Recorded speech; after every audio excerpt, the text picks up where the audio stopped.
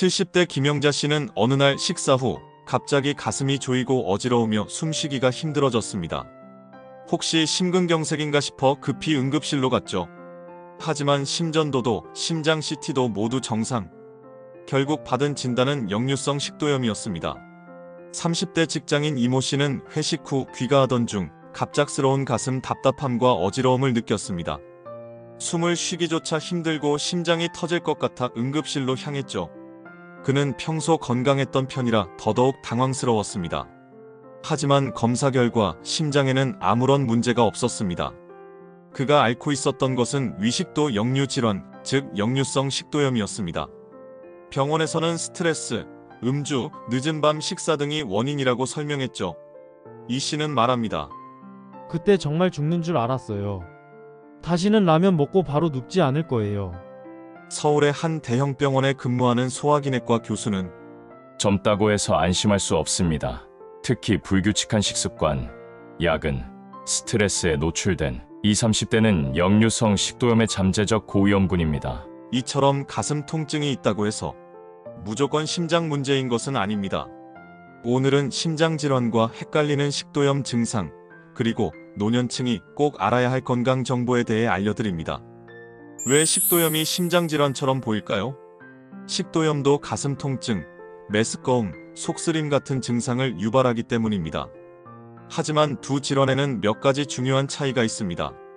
식도염은 식사 후 누운 자세에서 악화되고 재산제로 호전되며 심장병은 운동 중 악화되고 심장약에 반응합니다. 하지만 여기서 중요한 점, 이런 차이를 안다고 해도 작아진다는 절대 금물입니다. 비슷한 증상이라도 전혀 다른 질환일 수 있기 때문에 가슴 통증이 느껴진다면 즉시 병원에서 검사를 받아야 합니다. 나이가 들면 식도 근육이 약해지고 위산이 쉽게 역류하게 됩니다. 또 노년층의 심장질환은 통증 없이 나타나는 경우도 있어 더 혼란스럽습니다. 그 결과 단순한 식도염이 심장병으로 오인되거나 반대로 심장병을 놓쳐버리는 위험이 생기는 거죠. 심장내과 전문의 박성훈 교수는 이렇게 말합니다. 심장내과 외래를 찾는 환자 중 실제로는 소화기 질환인 경우가 많습니다. 특히 역류성 식도염은 공황장애 증상과도 비슷해요. 정신건강의학과 김지현 전문의는 덧붙입니다. 가슴 통증이 반복되면 공황장애로 오해될 수 있고 반대로 공황 증상이 위장 증상으로 왜곡되기도 합니다. 그렇다면 도대체 식도염과 심장병을 어떻게 구별해야 할까요? 이 질문 정말 많은 환자분들이 진료실에서 묻습니다. 증상이 너무 비슷하기 때문이죠. 우선 간단하게 구별할 수 있는 팁을 알려드릴게요. 첫 번째 포인트는 언제 증상이 심해지는지입니다. 식사 직후, 특히 과식했을 때나 기름진 음식을 먹고 누웠을 때, 가슴이 타는 듯 하거나 미식거리는 느낌이 있다면 식도염 가능성이 높습니다. 반면 평소에는 괜찮다가 걷거나 계단을 오를 때 또는 스트레스를 받을 때 가슴이 조이는 듯한 통증이 느껴진다면 심장 쪽을 의심해야 합니다. 두 번째는 약물 반응을 보는 방법입니다.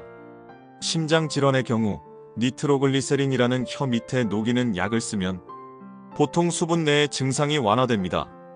반면 식도염은 제산제나 위산억제제를 먹었을 때 효과가 나타나죠. 간혹 어떤 분들은 제산제를 먹었더니 나아지길래 위 문제인 줄 알았는데 알고 보니 심장병이었다고 말하기도 합니다. 그래서 이런 방법은 참고는 되지만 확실한 진단은 절대 아니라는 것 꼭 기억해 주세요. 세 번째는 의사들이 자주 활용하는 간단한 질문입니다. 어디가 아프세요? 손가락으로 콕 짚어보실 수 있나요? 식도염이나 근육통처럼 정확히 특정 부위를 짚을 수 있는 통증은 심장 관련이 아닐 가능성이 큽니다. 반면 막연하고 넓게 조이는 느낌, 명확하게 짚지 못하는 불편감이 있다면 심장질환일 가능성이 있습니다.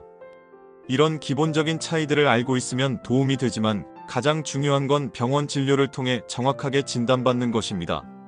가슴 통증이 있을 땐 심전도 ECG 검사, 심장 초음파, 혈액 검사, 그리고 필요하다면 위내시경까지 받아보는 것이 좋습니다. 이 모든 검사는 한두 시간 내에 충분히 가능하며 환자의 생명을 구하는 데 큰 역할을 합니다. 마지막으로 강조하고 싶은 점은 시간이 생명이라는 것입니다. 심장 문제는 단 몇 분, 몇 초가 생사를 가르기도 하니까요. 애매하더라도 병원으로 향하세요. 혼자 고민하지 마시고 진짜인지 아닌지 확인받는 것이 가장 현명한 선택입니다. 가슴이 답답하고 통증이 느껴질 때 많은 분들이 가장 먼저 떠올리는 단어는 심장마비일 겁니다.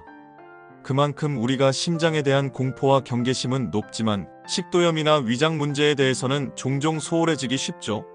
하지만 오늘 알아본 것처럼 식도염도 심장병처럼 심각한 증상을 만들 수 있습니다.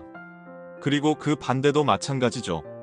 그냥 위산이겠지 하며 넘긴 통증이 사실은 심장 질환의 전조일 수도 있습니다.